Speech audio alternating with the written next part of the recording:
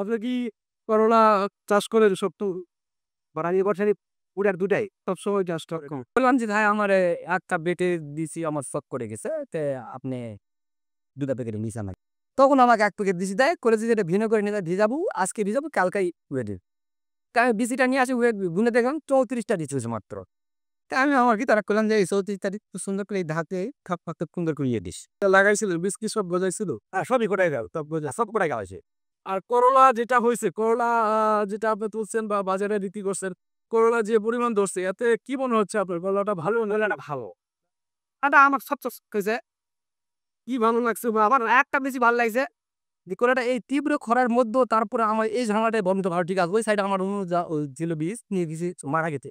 আচ্ছা আচ্ছা গাছ মারা গেছে। এটাতে একটা গাছও মারা যায়। একটা গাছে না মনে একটা গাছও মারা যায়নি। মানে এটা রোদ এবং বৃষ্টি খরা সহনশীল বা প্রচন্ড রৌদ্রেও আমরা যেটা দেখতে পাচ্ছি যে গাছগুলি সবুজ এই খরা ৩৮-৪০ ডিগ্রি তাপমাত্রার মধ্যেও কিন্তু গাছগুলি সবুজ এবং গাছটা সুন্দর কি বলেন ঠিক আছে না তো এটা কিন্তু সতেজ এবং করলা আমরা যেটা দেখতে পাচ্ছি আমরা হয়তো যদি নিচের দিকে দেখতে পারেন যারা আছেন এই যে দেখেন আমার হাতে যেটা আমি দেখতে পাচ্ছি দেখেন পর্যাপ্ত করলা কিন্তু এই যে পর্যাপ্ত করলা কিন্তু এই যে এখানে আছে হ্যাঁ যারা নিচে একটু দেখছেন তারা হয়তো খেয়াল করছেন যে করলা কি পরিমাণ করলা ধরছে এবং এটা আপনার আহ ভালো দিক হচ্ছে আপনার রোদ বৃষ্টি সহনশীল আপনারা কিন্তু সারা বছরই চাষ করতে পারবেন এটা শুধুমাত্র শীতকালে ২টা মাস যখন তীব্র শীত থাকবে এই শীত ছাড়া বাকি সারা বছরই আপনারা এই করলাটা চাষ করতে পারবেন এবং ফলনও ইনশাল্লাহ মাসাল্লাহ আমরা যেটা দেখতে পাচ্ছি যে যথেষ্ট পরিমাণ ভালো ফলন হয়েছে আর কি এবং আপনারা পরবর্তী সময় যেটা করবেন আশা করি এরকমই ফলন পাবেন হয়তো তো গাছের করলার যে রং এবং করলার যে সাইজ আমরা দেখতে পাচ্ছি ছোট করলা এবং এটার বাজারে দাম কেমন পাচ্ছেন আপনি যে বিক্রি করতেছে ভাবানে তো এই খুঁটি কুল্লাটাই দিয়েছি যা। ছোট করলাটা এটা ভর কিছু মাছা বড় কেরতে স্যার আমাদের করলা কোনোদিন কারো খাই না।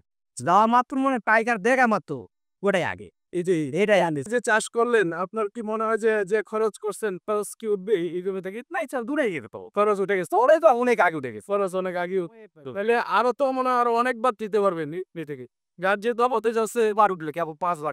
আপনার কি মনে হয় আর কয় মাস ঘোরানো যাবে আর কতদিন পর্যন্ত উঠাইতে পারবেন এখানে নিচে যদি গাছের থাকে তখন নিচে ১০ টিপবে বড় ১০ শুরু থেকে সেই বড় ১০ আর ভালো বলতে যাচ্ছিলাম করলাতে আপনার ২-৩ টিপ উঠানোর পরে যদি আর গাছ না থাকে তাহলে কিন্তু লাভটা বেশি হয় না আপনি যদি ১০-১২ বার শুধু উঠাইতে পারেন তাহলে কিন্তু আপনার লাভের পরিমাণটা এখানে বেশি আছে এবং করলার বৈশিষ্ট্য এইটাই ভালো দিক যে আপনার বেশি পরিমাণ উঠানো যায় কিন্তু একজন আদর্শ করলা চাষির কাছ থেকে আমরা এখন জানবো ভাই আপনার নামটা একটু জানতে পারি আমার নাম মোহাম্মদ মুশতাকুর ইসলাম। আমার বাড়ি হলো কুচিন মৌলভীপাড়া।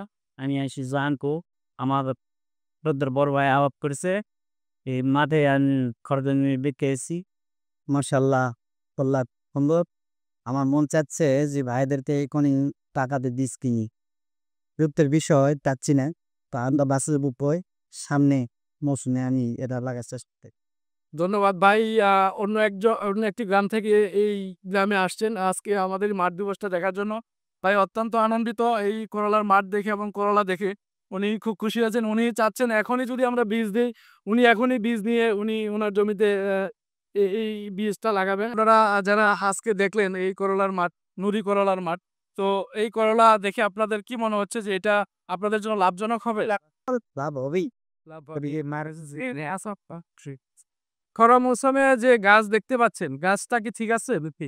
ওই চিন্তাই করতেছি। গাছ এত খরার মধ্যে ব্যস্ত গাছ। আচ্ছা গাছ ঠিক করে ফলন কিন্তু হবে। ইনশাল্লাহ যদি গাছ ঠিক থাকে তাহলে যা খাবো তো তাহলে গাছ আরো আরো ভালো হইতো এবং আরো বেশি পরিমাণ ফলন বেশি হতো আর ধন্যবাদ ভাইকে